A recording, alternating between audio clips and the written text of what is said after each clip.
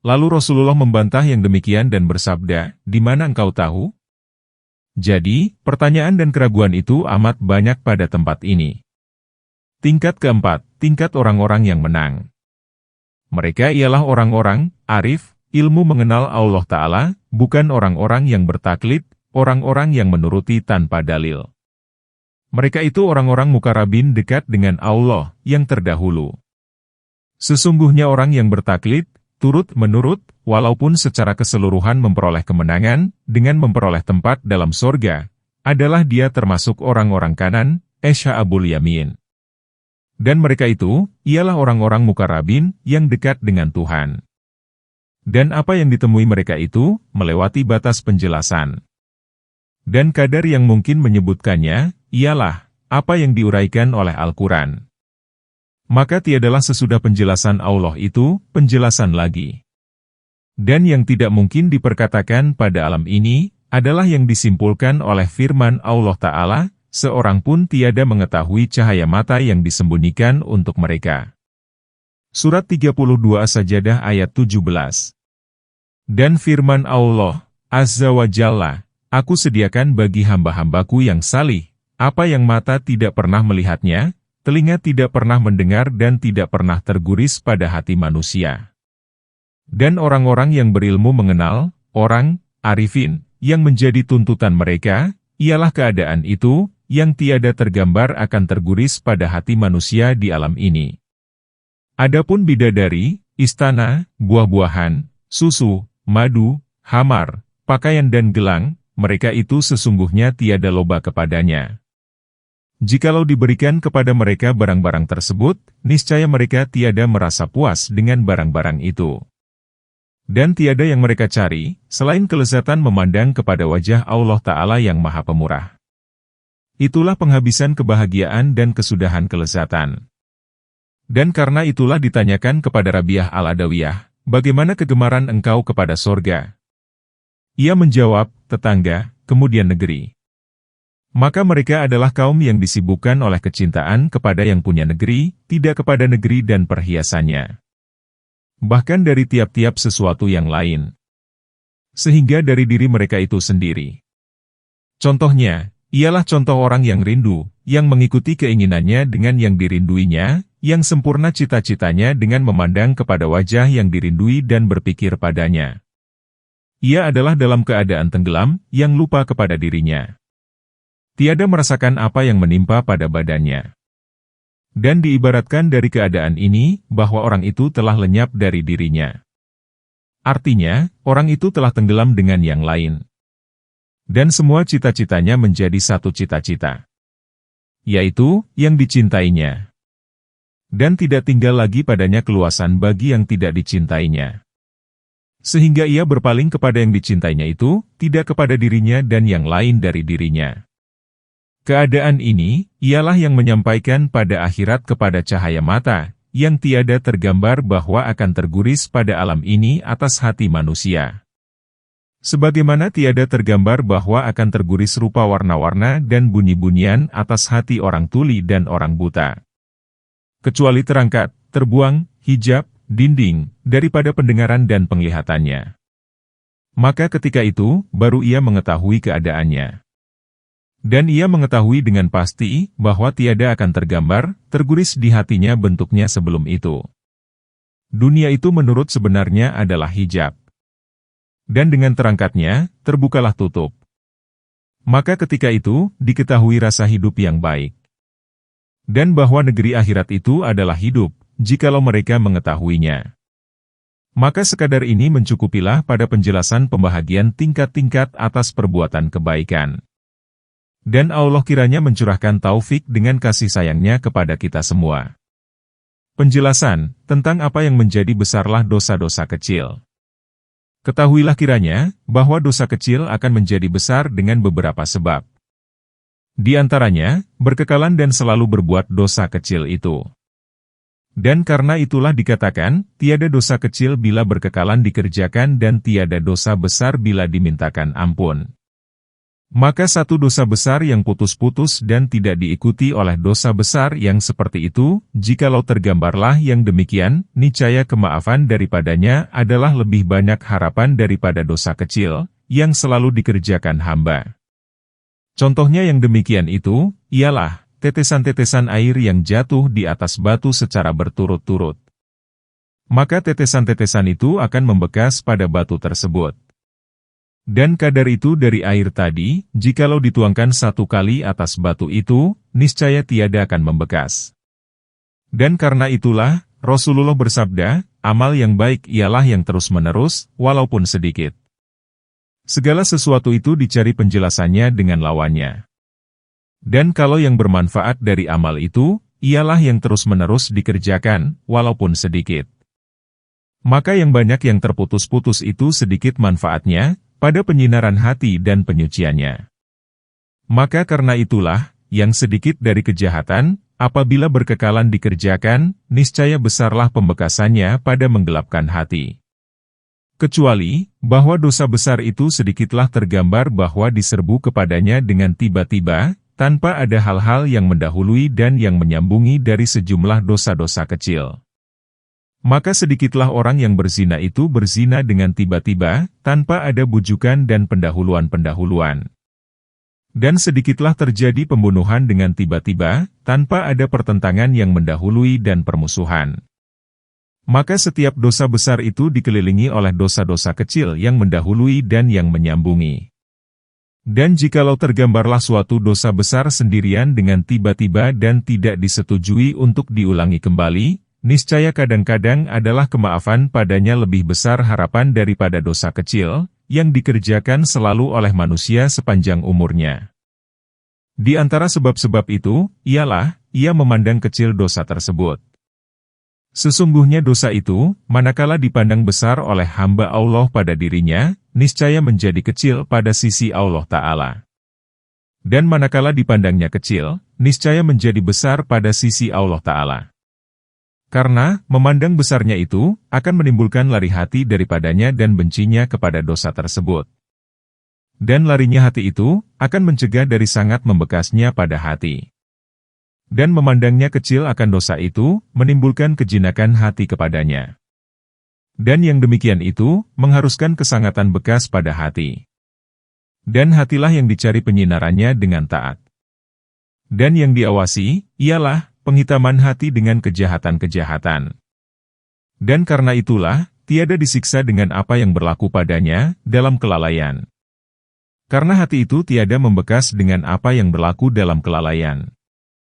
Dan disebutkan pada hadis, orang mukmin itu memandang dosanya seperti gunung di atasnya. Ia takut akan jatuh ke atas dirinya. Dan orang munafik itu memandang dosanya seperti seekor lalat, yang lalu di atas hidungnya. Lalu diusirnya. Setengah mereka mengatakan, bahwa dosa yang tidak akan diampunkan, ialah, kata hamba Allah, mudah-mudahan setiap dosa yang aku kerjakan, ialah, seperti ini. Sesungguhnya dosa itu besar pada hati seorang mukmin, ialah, karena diketahuinya akan keagungan Allah. Maka apabila ia memandang kepada besarnya orang yang berbuat maksiat kepada Allah, niscaya ia memandang yang kecil itu besar. Dan Allah Ta'ala telah mewahyukan kepada sebahagian para nabinya, janganlah engkau memandang kepada sedikitnya hadiah. Dan pandanglah kepada besarnya yang menganugerahkan pemberian itu. Dan janganlah engkau memandang kepada kecilnya kesalahan. Dan pandanglah kepada kebesaran siapa yang engkau hadapi dengan kesalahan itu.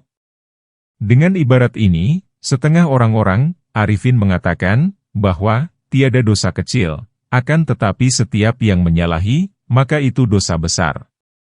Seperti itu juga, sebahagian para sahabat mengatakan kepada orang-orang tabi'in, para pengikut sahabat, sesungguhnya kamu mengerjakan amal perbuatan, di mana pada matamu itu lebih halus dari rambut. Akan tetapi, kami pada masa Rasulullah menghitungnya sebahagian dari yang membinasakan. Karena ilmu mengenal Allah Ta'ala para sahabat dengan keagungan Allah itu lebih sempurna. Maka dosa-dosa kecil pada mereka, dikaitkan kepada keagungan Allah Ta'ala itu, niscaya termasuk sebahagian dosa besar. Dengan sebab inilah, menjadi besar pada orang yang berilmu, apa yang tidak besar pada orang yang bodoh. Dan terlewat pada orang awam, hal-hal yang tidak akan terlewat yang seperti itu, pada orang yang arif. Karena dosa dan penyalahan itu, menjadi besar menurut kadar pengenalan orang yang berbuat yang menyalahi tersebut. Di antara sebab-sebab itu, ialah, gembira dengan dosa kecil, senang dan merasa bangga dengan dosa kecil tersebut. Dan menyiapkan kemantapan dari yang demikian itu sebagai suatu nikmat. Dan lalai dari adanya itu menjadi sebab kesengsaraan. Maka manakala mengeras manisnya dosa kecil pada seorang hamba, niscaya dosa kecil itu menjadi besar. Dan membesarlah bekasnya pada penghitaman hatinya. Sehingga, sesungguhnya sebahagian dari orang-orang yang berbuat dosa itu, ada yang menerima pujian dengan dosa dan merasa bangga. Karena bersangatan gembiranya, dengan melakukan dosa tersebut. Seperti orang itu mengatakan, apakah Anda tidak melihat bagaimana aku mengoyak-ngoyakkan kehormatannya? Dan orang yang berdebat mengatakan dalam perdebatannya, apakah engkau tidak melihat, bagaimana aku mengejekkannya? Bagaimana aku menyebutkan keburukan-keburukannya, sehingga aku memalukannya? Bagaimana aku memandang enteng kepadanya? Dan bagaimana aku kacaukan perkataan terhadapnya? Orang yang bermuamalah, perniagaan, melakukan perhubungan dalam perniagaan mengatakan, apakah Anda tidak melihat, bagaimana aku melakukan barang palsu kepadanya? Bagaimana aku menipunya? Bagaimana aku melakukan tipu daya pada harta? Bagaimana aku membuatnya menjadi goblok? Maka contoh tadi dan yang serupa dengan itu, dosa-dosa kecil menjadi dosa besar. Dosa-dosa itu sesungguhnya membinasakan. Dan apabila didorongkan hamba kepadanya dan setan menang pada membawanya kepada dosa itu, maka seyogialah dia itu berada dalam malapetaka dan kesedihan, disebabkan menangnya musuh atas dirinya. Dan disebabkan jauhnya daripada Allah Ta'ala. Maka orang sakit yang merasa gembira dengan pecah cangkirnya, yang di dalamnya ada obat, sehingga ia merasa terlepas dari kepedihan meminumnya, niscaya tidak ada harapan akan sembuhnya. Di antara sebab-sebab itu, ia memandang enteng, dengan ditutupkan oleh Allah kekurangannya, kesantunan Allah kepadanya dan ditangguhkan oleh Allah akan dirinya. Ia tidak tahu, bahwa Allah menangguhkan itu, adalah sebagai kutukan, supaya bertambah dengan ketangguhan tersebut, sebagai dosa. Lalu ia menyangka, bahwa ketetapannya dalam perbuatan-perbuatan maksiat, adalah pertolongan dari Allah Ta'ala. Maka yang demikian itu, karena ia merasa aman dari rencana Allah. Dan bodohnya dengan tempat-tempat terperdaya, pada jalan Allah, sebagaimana Allah Ta'ala berfirman, mereka mengatakan dalam hati mereka, mengapa Allah tidak mengazabkan kita karena perkataan kita itu? Cukuplah untuk mereka neraka jahanam, mereka masuk ke situ dan itulah tempat yang amat buruk. Surat 58 Al-Mujadalah ayat 8. Di antara sebab-sebab itu, bahwa ia mengerjakan dosa itu dan dilahirkannya, dengan menyebutkannya sesudah dikerjakannya. Atau dikerjakannya pada tempat yang dapat disaksikan orang lain.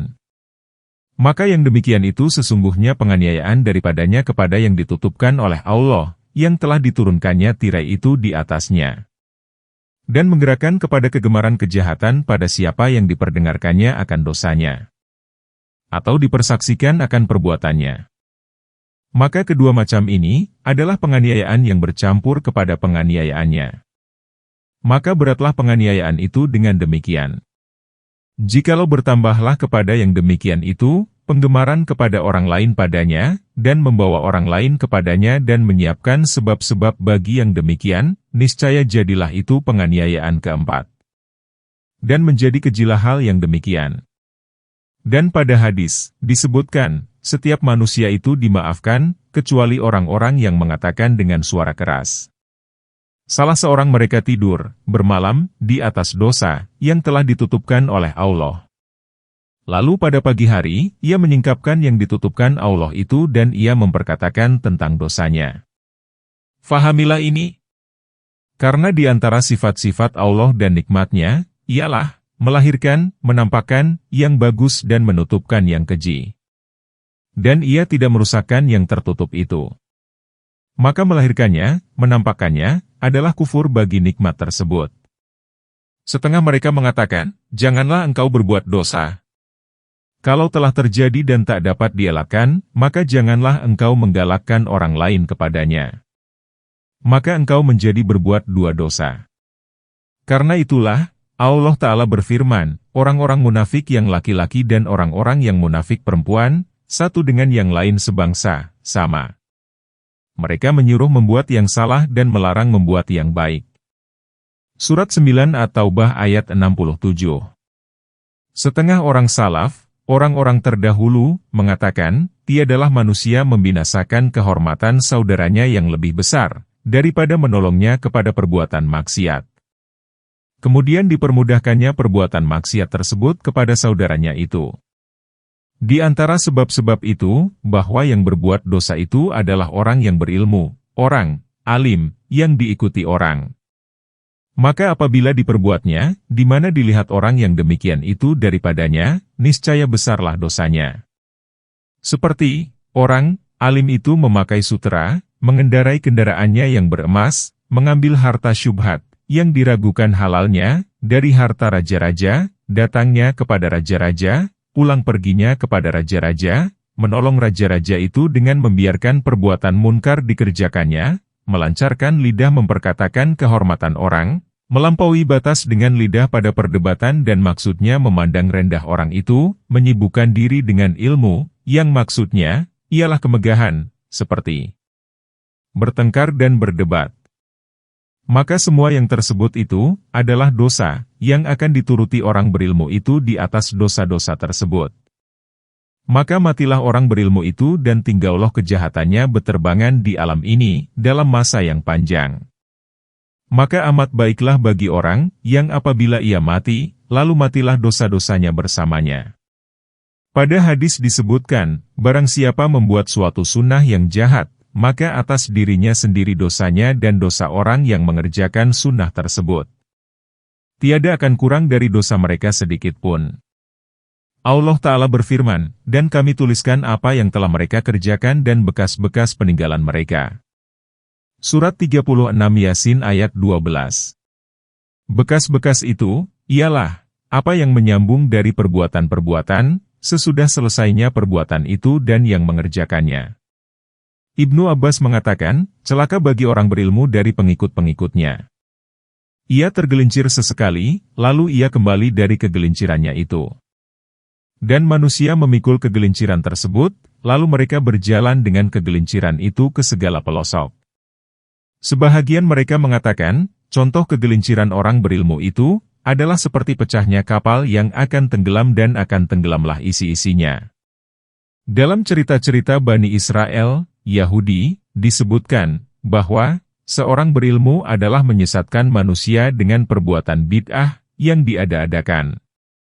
Kemudian, datang kepadanya taubat, lalu ia berbuat untuk memperbaikinya dirinya dalam masa yang lama. Maka diwahyukan oleh Allah Ta'ala kepada Nabi mereka, katakanlah kepada orang berilmu itu, sesungguhnya dosa engkau, jikalau ada yang menyangkut di antara aku dan engkau, niscaya aku mengampunkannya karena engkau, Nabi. Akan tetapi, bagaimana mengenai orang yang engkau sesatkan dari hamba-hambaku? Maka aku masukkan mereka ke dalam neraka. Maka dengan ini, jelaslah, bahwa urusan ulama itu membahayakan. Atas pundak mereka dua tugas, pertama, meninggalkan dosa. Kedua, menyembunyikan dosa itu.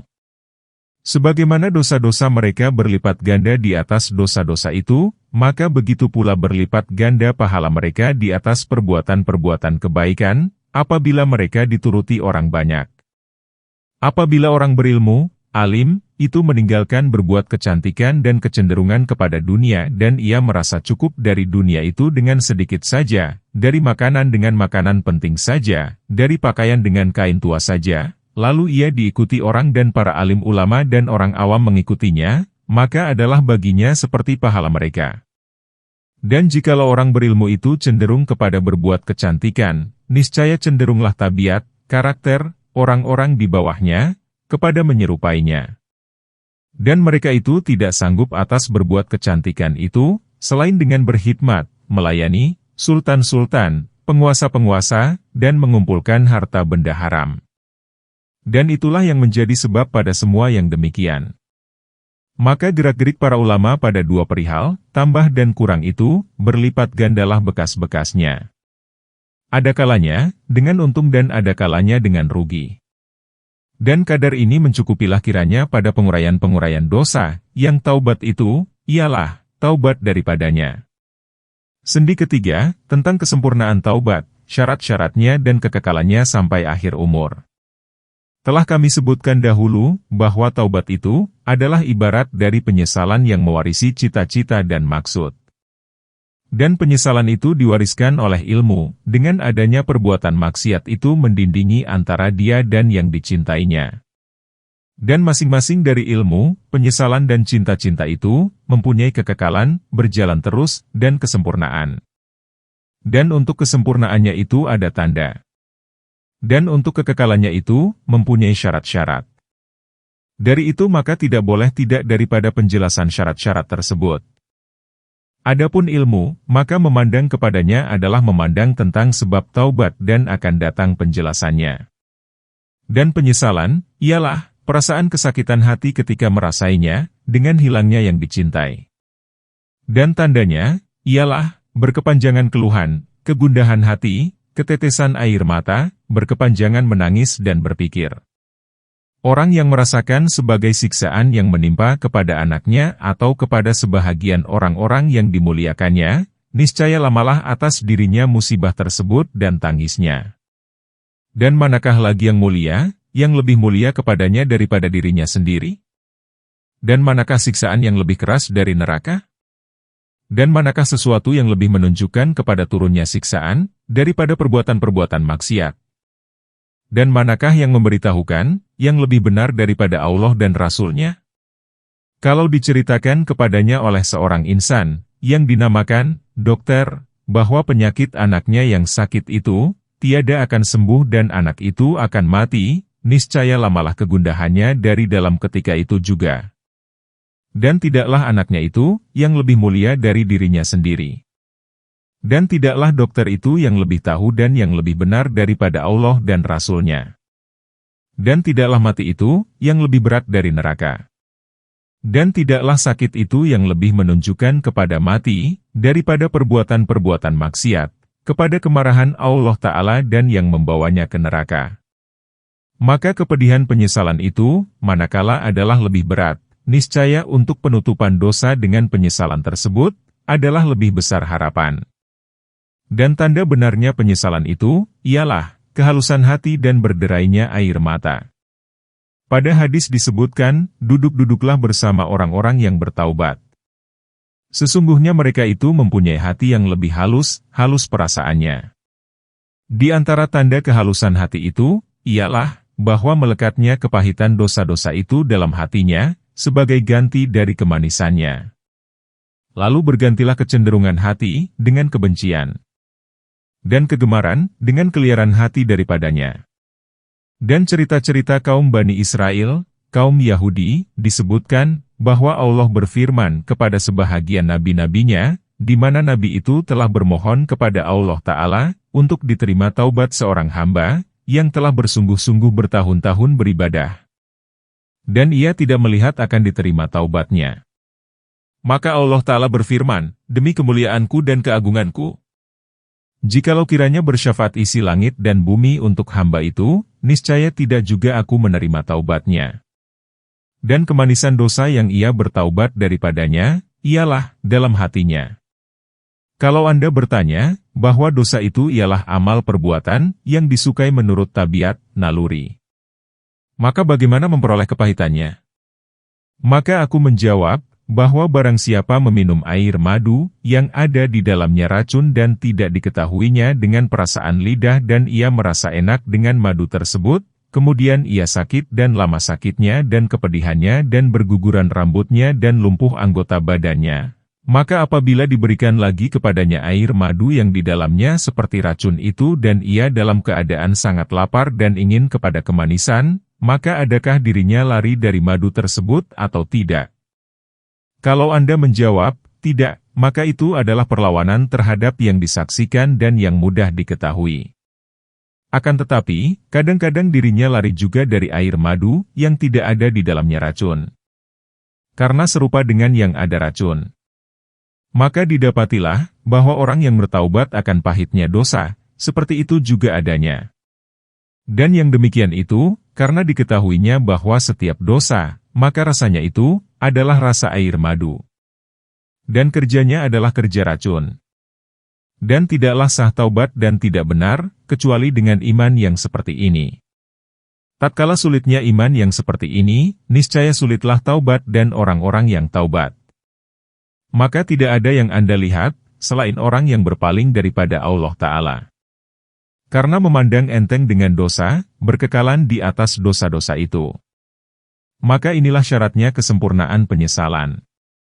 Dan seyogialah bahwa penyesalan itu berkekalan sampai mati. Dan seyogialah ia memperoleh akan kepahitan ini pada semua dosa, walaupun belum pernah dikerjakannya sebelumnya. Sebagaimana didapati oleh orang yang meminum racun dalam air madu, akan lari hatinya dari air dingin, manakala diketahuinya, bahwa dalam air dingin tersebut, ada racun seperti itu. Karena melarat itu tidaklah dari air madu, akan tetapi dari apa yang di dalam air madu itu. Dan tidaklah melaratnya orang yang bertaubat dari curi dan zina, dari segi bahwa itu curi dan zina. Akan tetapi dari segi bahwa yang demikian itu menyalahi perintah Allah Ta'ala. Dan yang demikian itu berlaku pada tiap-tiap dosa.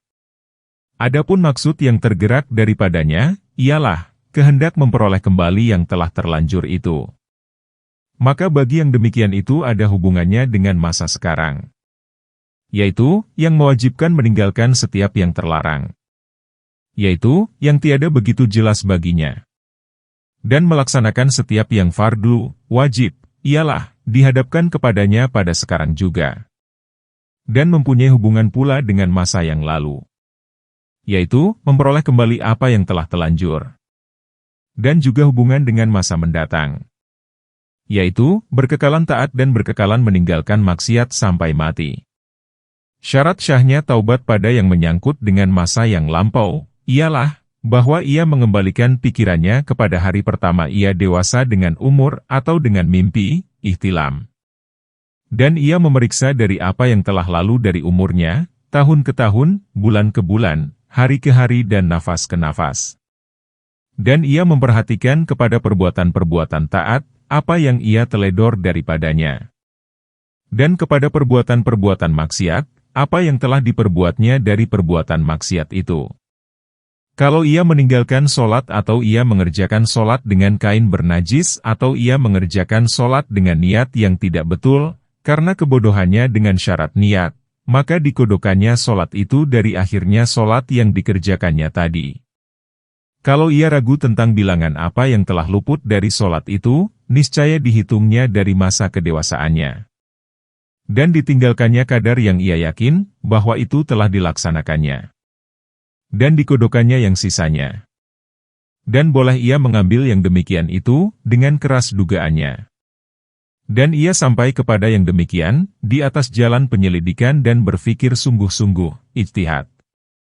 Adapun puasa, maka kalau ditinggalkannya dalam perjalanan, bermusafir, dan tidak dikodokannya atau ia buka puasa itu dengan sengaja atau ia lupa niat di malam hari dan tidak dikodokannya, maka hendaknya diketahuinya semua yang tersebut itu dengan penyelidikan dan berfikir sungguh-sungguh. Dan ia berbuat dengan mengkodokannya. Adapun zakat, maka dihitungnya semua hartanya dan bilangan tahun, dari permulaan dimilikinya harta itu. Tidak dari masa ia dewasa. Karena zakat itu sesungguhnya wajib pada harta anak kecil. Maka dibayarnya apa yang diketahuinya dengan keras dugaan, bahwa itu dalam tanggungannya. Kalau dibayarnya, tidak di atas cara yang sesuai dengan mazhabnya, seperti tidak diserahkannya kepada 8 jenis atau ia mengeluarkan ganti, sedang dia atas mazhab Al-Imam Asy-Syafi'i, maka ia kodo semua yang demikian. Karena yang demikian itu, tidak sekali-kali memadai. Hitungan, hisab, zakat dan mengetahui yang demikian itu, panjang uraiannya. Dan memerlukan padanya kepada penelitian yang jernih. Dan harus ia menanyakan cara mengeluarkan zakat itu pada para ulama. Adapun haji, Maka kalau ia telah mempunyai kesanggupan pada sebahagian tahun-tahun yang lalu dan tidak sepakat baginya untuk keluar pergi haji dan sekarang ia telah bangkrut, maka haruslah atasnya keluar ke haji itu. Kalau ia tidak mampu serta kebangkrutan itu, maka haruslah ia berusaha dari harta halal, kadar bekal yang mencukupi. Kalau ia tidak mempunyai usaha dan tidak mempunyai harta, maka harus ia meminta kepada manusia, untuk diserahkan kepadanya dari zakat atau sedekah-sedekah, apa yang dapat ia melakukan haji itu. Karena, jikalau ia mati sebelum haji, niscaya ia mati dalam keadaan maksiat. Nabi bersabda, barang siapa mati dan belum naik haji, maka hendaklah ia mati, kalau dikehendakinya Yahudi. Dan kalau dikehendakinya Nasrani. Kelemahan yang datang sesudah mampu, tidaklah gugur haji daripadanya. Maka ini adalah jalan pemeriksaannya dari perbuatan-perbuatan taat dan memperolehnya kembali. Adapun perbuatan-perbuatan maksiat, maka wajib ia memeriksakannya dari permulaan dosanya, dari pendengarannya, penglihatannya, lidahnya, perutnya, tangannya, kakinya, kemaluannya dan anggota-anggota badannya yang lain. Kemudian, ia memperhatikan pada semua harinya dan jamnya. Dan ia uraikan pada dirinya, dewan perbuatan maksiatnya, sehingga ia melihat kepada semua perbuatan maksiat, dosa kecilnya dan dosa besarnya. Kemudian, ia memandang pada yang demikian itu. Maka yang ada dari yang demikian itu, di antaranya dan Allah Ta'ala, dari segi yang tiada menyangkut dengan perbuatan kezaliman kepada hamba-hamba Allah, seperti memandang kepada wanita yang bukan mahram, duduk dalam masjid serta berhadas janabah, memegang masyaif, Al-Quran, tanpa wudhu, itikad, keyakinan, bid'ah, yang diada-adakan, minum khamar, mendengar yang sia-sia dan lain-lain dari itu, dari apa yang tidak menyangkut dengan perbuatan kezaliman kepada hamba-hamba Allah. Maka taubat dari yang demikian itu, ialah, dengan penyesalan dan bersedih hati atas perbuatan maksiat itu. Dan dengan menghitung kadarnya dari segi besar dan waktu. Dan dicari bagi tiap-tiap perbuatan maksiat, daripadanya yang baik, yang bersesuaian dengan maksud tersebut. Maka ia kerjakan dari perbuatan-perbuatan kebaikan, menurut kadar perbuatan-perbuatan kejahatan itu, karena mengambil dari sabda Nabi, bertakwalah kepada Allah, di mana saja engkau berada. Dan iringilah kejahatan itu dengan kebaikan, niscaya kebaikan itu akan menghapuskan kejahatan. Akan tetapi juga dari firman Allah Ta'ala, sesungguhnya perbuatan-perbuatan baik menghilangkan perbuatan-perbuatan buruk. Surat 11 Hud ayat 114. Maka mendengar yang sia-sia itu ditutup, hilang dosanya, dengan mendengar pembacaan Al-Quran dan dengan duduk pada majelis zikir, tempat berzikir kepada Allah Ta'ala. Duduk dalam masjid dengan janabah, hadas besar, ditutup dengan itikaf dalam masjid serta melaksanakan ibadah. Memegang masyaif, Al-Quran, dengan berhadas ditutup dengan memuliakan masyaif, banyak membaca Al-Quran dari masyaif dan banyak menciumnya. Dan dengan menuliskan Al-Quran dan mewakafkannya. Minum khamar ditutup dengan menyedekahkan minuman halal, yang lebih baik dan yang lebih disukainya. Menghitung semua perbuatan maksiat itu tidak mungkin.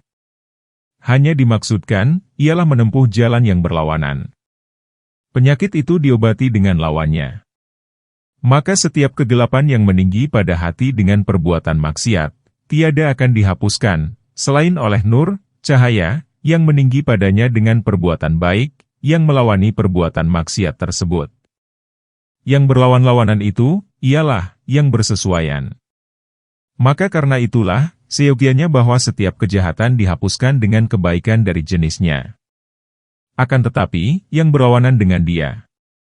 Maka putih itu dihilangkan dengan hitam.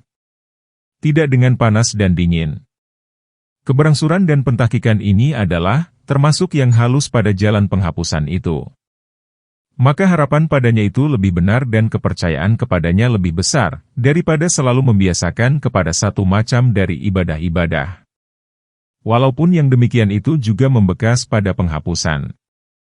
Maka inilah hukum di antara hamba itu dan Allah Ta'ala. Dan menunjukkan bahwa sesuatu itu ditutup, hilang dosanya, dengan lawannya. Bahwa mencintai dunia itu adalah kepala setiap kesalahan. Dan bekas mengikuti dunia dalam hati itu, ialah gembira dengan dunia dan sayang kepada dunia. Maka tak dapat tidak, bahwa setiap hal yang menyakitkan, yang menimpa orang muslim, yang tidak kena hatinya dengan sebab tersebut dari dunia, niscaya itu adalah kafarat, penutup dosa, baginya. Karena hati itu tidak tetap dengan sukacita dan kegelapan dari kampung dukacita. Nabi bersabda, setengah dari dosa-dosa itu, ialah dosa-dosa yang tidak akan ditutup, selain oleh dukacita. Dan pada susunan kata yang lain, berbunyi, selain dukacita pada mencari kehidupan. Pada hadis, Aisyah menyebutkan, apabila dosa hamba Allah itu banyak dan ia tidak mempunyai amalan yang akan menutupkannya, yang menjadi penutup bagi dosa itu, niscaya dimasukkan oleh Allah Ta'ala kepada hamba tadi kedukacitaan. Maka adalah kedukacitaan itu kafarah, yang menutupkan dosa-dosanya. Dan dikatakan, bahwa dukacita yang dimasukkan ke dalam hati dan hamba itu tidak mengetahui, ialah, kegelapan dosa dan dukacita dengan dosa-dosa itu. Dan hati merasakan dengan berdiri waktu hisab amal dan huru-hara pemandangan. Kalau Anda mengatakan, bahwa kedukacitaan manusia itu, biasanya menyangkut dengan harta, anak dan kemegahannya. Dan itu suatu kesalahan. Maka bagaimana itu menjadi penutup dosa? Ketahuilah kiranya, bahwa kecintaan itu suatu kesalahan dan tidak mempunyai kecintaan itu suatu penutup dosa. Dan jikalau ia bersenang-senang dengan yang tersebut itu, niscaya sempurnalah kesalahan. Diriwayatkan, bahwa Jibril masuk ke tempat Yusuf dalam penjara. Lalu Yusuf bertanya kepadanya, bagaimana aku tinggalkan orang tua yang malang itu? Lalu Jibril menjawab, ia gundah hati kepada engkau, sebab gundahnya hati 100 kehilangan anak. Yusuf lalu bertanya, apakah yang diperolehnya di sisi Allah? Jibril menjawab, pahala 100 orang syahid. Jadi, dukacita juga menutupkan, menjadi penutup dosa, bagi hak-hak Allah. Maka inilah hukum, apa yang diantaranya dan Allah Ta'ala. Adapun perbuatan kezaliman terhadap hamba-hamba Allah, maka padanya juga maksiat dan pelanggaran atas hak Allah Ta'ala. Karena sesungguhnya Allah Ta'ala melarang juga daripada perbuatan zalim terhadap hamba. Maka apa yang menyangkut daripadanya dengan hak Allah Ta'ala, niscaya dapat diperolehnya kembali, dengan penyesalan dan pengeluhan. Dan meninggalkan yang seperti itu pada masa mendatang dan berbuat dengan kebaikan-kebaikan yang menjadi lawan dari kejahatan-kejahatan itu. Maka seimbanglah perbuatan menyakitkan manusia, dengan berbuat kebaikan kepadanya. Perampasan harta mereka ditutup dengan bersedekah, dengan miliknya yang halal. Mengambil kehormatan mereka dengan umpatan dan celaan, ditutup dengan pujian kepada ahli agama dan melahirkan apa yang dikenal dari perkara-perkara kebajikan, dari teman-teman dan orang-orang yang seperti ahli agama itu. Membunuh jiwa orang ditutup dengan memerdekakan budak. Karena yang demikian itu menghidupkan kembali. Karena hamba itu tidak ada, mafkud, bagi dirinya dan ada, maujud, bagi tuannya. Dan memerdekakan itu adalah pengadaan kembali, di mana manusia tidak mampu yang lebih banyak dari itu. Maka seimbanglah peniadaan dengan pengadaan. Dan dengan ini, Anda dapat mengetahui, bahwa apa yang telah kami sebutkan dahulu, dari perjalanan jalan yang berlawanan pada penutupan dosa dan penghapusannya, dapat dipersaksikan pada agama, di mana penutupan dosa pembunuh itu, dengan memerdekakan budak. Kemudian, apabila diperbuat yang demikian seluruhnya, niscaya tidak melepaskannya dan tidak memadai, selama ia tidak keluar dari perbuatan zalim kepada hamba-hamba Allah. Perbuatan zalim kepada hamba-hamba itu, ada kalanya pada diri atau harta atau kehormatan atau hati. Aku maksudkan dengan yang demikian, ialah, menyakiti semata-mata. Adapun diri, maka kalau berlaku atasnya pembunuh karena tersalah, maka taubatnya, ialah, dengan menyerahkan diat, denda dengan harta, dan sampainya diat itu kepada yang berhak menerimanya. Ada kalanya dari yang membunuh atau dari keluarganya. Dan itu dalam tanggungannya, sebelum sampai kepada yang berhak. Kalau pembunuhan itu karena sengaja, yang mewajibkan qisas, ambil bela, maka taubatnya, ialah dengan qisas. Kalau pembunuh itu tidak dikenal, maka harus ia memperkenalkan diri pada wali yang terbunuh. Dan wali itu akan menghukumnya pada nyawanya. Kalau ia mau, ia dapat memaafkannya. Dan kalau ia mau, ia membunuhnya. Dan tidak gugur tanggungannya, kecuali dengan yang tersebut itu. Dan tidak boleh baginya menyembunyikan. Dan tidaklah ini, seperti kalau ia berzina atau meminum khamar, atau mencuri atau merampok di jalanan atau memperbuat yang mewajibkan atasnya hukuman Allah Ta'ala. Maka yang tersebut ini, tidak harus ia dalam bertaubat, bahwa membuka kekurangan dirinya dan merusakkan apa yang tertutup dan menuntut dari wali si terbunuh menyempurnakan hak Allah Ta'ala. Bahkan harus atasnya mencari penutupan dengan ditutup oleh Allah Ta'ala. Dan ia menegakkan hukuman Allah atas dirinya, dengan bermacam-macam bersungguh-sungguh dan penyiksaan. Maka kemaafan pada semata hak Allah Ta'ala itu dekat kepada orang-orang yang taubat, yang menyesal. Maka kalau urusan ini disampaikan kepada wali si terbunuh, sehingga ia menegakkan hukuman atas orang itu, niscaya jatuhlah hukuman ini pada tempatnya. Dan adalah taubatnya itu taubat yang hukuman, yang diterima pada sisi Allah Ta'ala, dengan dalil apa yang diriwayatkan, bahwa Ma'is bin Malik datang kepada Rasulullah, seraya berkata, "Wahai Rasulullah, aku sesungguhnya telah berbuat zalim kepada diriku sendiri dan aku berzina. Dan aku sesungguhnya bermaksud agar engkau mensucikan aku." Rasulullah lalu menolak permintaan itu. Pada keesokan harinya, ia datang lagi kepada Rasulullah, seraya berkata, "Wahai Rasulullah, aku sesungguhnya telah berbuat zina." Rasulullah lalu menolak kali yang kedua itu. Tatkala Ma'is bin Malik tadi datang pada kali ketiga, lalu Rasulullah menyuruhnya menggali sebuah lubang baginya. Kemudian, ia disuruh menyiapkan diri, lalu ia dijatuhkan hukuman rajam, dihukum dengan dilemparkan batu, sampai mati. Manusia pada yang demikian itu menjadi dua golongan. Ada yang mengatakan, telah binasa orang itu. Dan dia telah diliputi oleh kesalahannya. Dan yang lain mengatakan, tidaklah taubat, yang lebih benar dari taubat orang itu. Rasulullah lalu bersabda, orang itu telah bertaubat. Jikalau taubat itu dibagi-bagi di antara umat, niscaya meluasi mereka itu. Al-Ghamidiyah datang kepada Rasulullah, seraya berkata, "Wahai Rasulullah, aku sesungguhnya telah berzina. Maka sucikanlah aku." Rasulullah lalu menolak permintaan wanita tersebut. Ketika pada keesokan harinya, wanita itu berkata lagi, "Wahai Rasulullah, mengapa engkau menolak permintaanku? Kiranya engkau mau membulak-balikan aku, sebagaimana engkau dahulu membulak-balikan Ma'is? Demi Allah, sesungguhnya aku sudah hamil." Rasulullah lalu menjawab, "Adapun sekarang, maka pergilah sehingga engkau sudah melahirkan." Tatkala wanita tersebut sudah melahirkan, lalu ia datang lagi dengan membawa bayinya dalam kain buruk, seraya ia mengatakan, "Inilah anak yang telah aku lahirkan." Rasulullah lalu menjawab, "Pergilah, maka susuilah dia, sehingga nanti, engkau putuskan penyusuannya." Tatkala telah diputuskannya penyusuan bayi itu, lalu ia datang lagi dengan membawa anak kecil itu. Dan pada tangannya sekerat roti, seraya ia berkata, "Wahai Nabi Allah, aku sudah putuskan penyusuan anak ini." Dan ia sudah memakan makanan. Rasulullah lalu menyerahkan anak kecil itu kepada seorang laki-laki dari kaum muslimin. Kemudian, beliau menyuruh wanita itu untuk bersiap menerima hukuman. Lalu digali untuk wanita itu tanah, dalamnya sampai dadanya. Dan Rasulullah menyuruh manusia, lalu mereka merajamkannya, melemparkannya dengan batu, sampai ia mati. Lalu datang Khalid bin Walid membawa sebutir batu. Ia melemparkan kepala wanita itu dengan batu tersebut. Maka terperciklah darah atas muka Khalid. Lalu Khalid memaki wanita tersebut. Tatkala Rasulullah mendengar makian Khalid kepada wanita itu, maka beliau bersabda, "Hati-hati, hai Khalid. Demi Allah yang diriku di tangannya."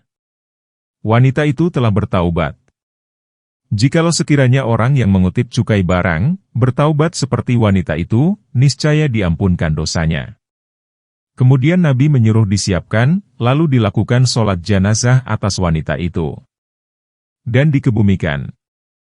Adapun qisas, ambil bela atas pembunuhan, dan had qadzaf, hukuman karena menuduh orang berzina, maka tidak boleh tidak, daripada dihalalkan oleh yang punya hak pada yang demikian.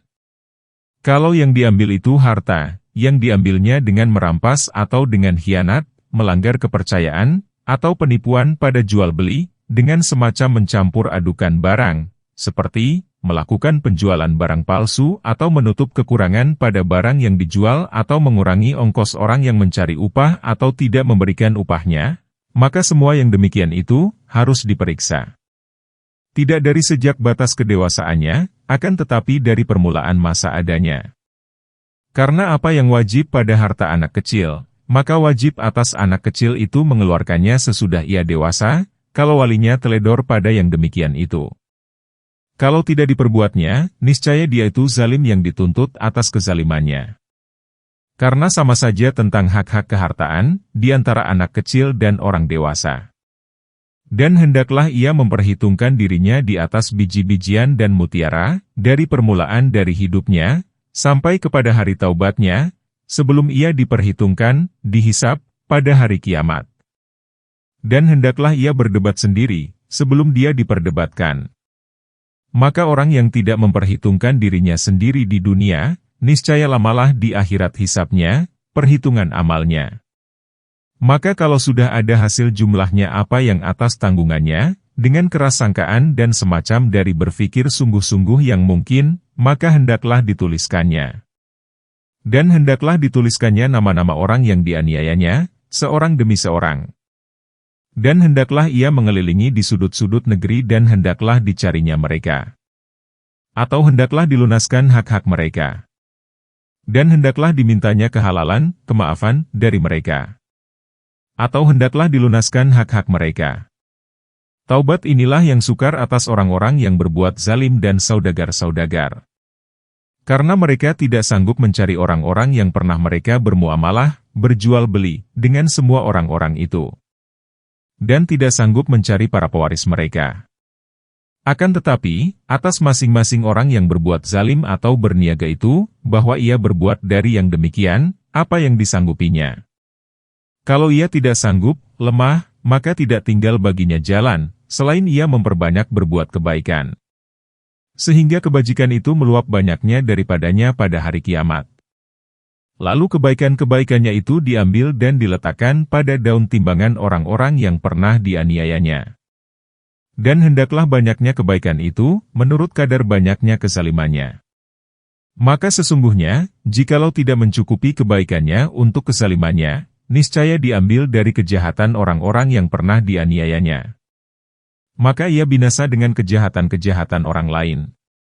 Maka inilah jalan setiap orang yang bertaubat pada penolakan kezaliman. Dan ini mengharuskan tenggelamnya umur dalam kebaikan, jikalau panjanglah umur itu menurut lamanya masa kezaliman. Maka bagaimanakah kiranya yang demikian itu, yang termasuk tidak diketahui? Dan kadang-kadang ajal itu sangat dekat. Maka seyogialah bahwa ia menyiapkan diri bagi kebaikan. Dan waktu itu sempit. Lebih berat daripada ia menyiapkan dirinya dahulu pada perbuatan maksiat, dalam waktu yang lapang. Inilah hukum perbuatan-perbuatan zalim yang tetap dalam tanggungannya. Adapun harta-hartanya yang masih ada, maka hendaklah dikembalikannya kepada pemiliknya, apa yang diketahuinya dari pemilik yang tertentu. Dan apa yang tidak diketahuinya akan pemiliknya, maka haruslah ia bersedekah dengan harta tersebut.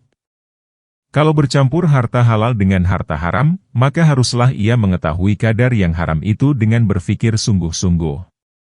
Dan ia bersedekah dengan kadar yang demikian, sebagaimana telah dahulu penguraiannya pada kitab halal dan haram. Adapun jinayah, penganiayaan, pada hati dengan memperkatakan hal orang, dengan yang menyakitinya atau yang memalukannya dengan umpatan, maka dituntut tiap-tiap orang yang berbuat demikian dengan lidahnya atau menyakitkan hati dengan sesuatu perbuatan dari perbuatan-perbuatannya dan hendaklah ia minta dimaafkan pada seorang demi seorang dari mereka. Dan siapa yang telah mati atau tidak dapat berjumpa, telah menghilang, maka habislah urusan dengan orang tersebut. Dan tidak dapat diperoleh kembali, selain dengan memperbanyakkan berbuat kebaikan. supaya kebaikan itu dapat diambil daripadanya, sebagai ganti pada hari kiamat. Adapun orang yang dapat dijumpainya dan orang itu memaafkannya dengan baik hati, maka yang demikian itu adalah yang menutupkan dosanya. Dan ia harus memberitahukan kepada orang itu, kadar penganiayaannya dahulu dan dikemukakannya kepada orang tersebut. Maka meminta dimaafkan secara tidak jelas itu tidak mencukupi. Kadang-kadang, jikalau orang yang dianiayanya itu, tahu yang demikian dan banyaknya perbuatan yang melampaui batas terhadap dirinya, niscaya hatinya tidak mau dengan memaafkan. Dan disimpannya yang demikian itu pada hari kiamat, sebagai suatu simpanan yang akan diambilnya dari kebaikan-kebaikan orang yang berbuat kesalahan tadi. Atau orang itu menanggung dari kejahatan-kejahatannya. Kalau ada dalam jumlah penganiayaannya atas orang lain, sesuatu, jikalau disebutkan dan diketahuinya, niscaya orang itu merasa sakit dengan mengetahuinya. Seperti, zinanya orang itu dengan budak wanitanya atau istrinya. Atau disebutkan dengan lidah salah satu kekurangan dari kekurangan-kekurangannya yang tersembunyi, yang sangat menyakitkannya, manakala diperkatakan dengan lidah. Maka yang demikian itu telah menyumbatkan kepadanya jalan meminta maaf. Maka tiada lagi baginya, selain ia meminta maaf, kemudian masih tinggal kezaliman itu. Lalu hendaklah ditampalkannya dengan kebaikan-kebaikan. Sebagaimana ia menampalkan akan perbuatan kezaliman terhadap orang yang sudah mati dan orang yang tidak dapat dijumpai, yang telah menghilang, yang tidak diketahui tempatnya.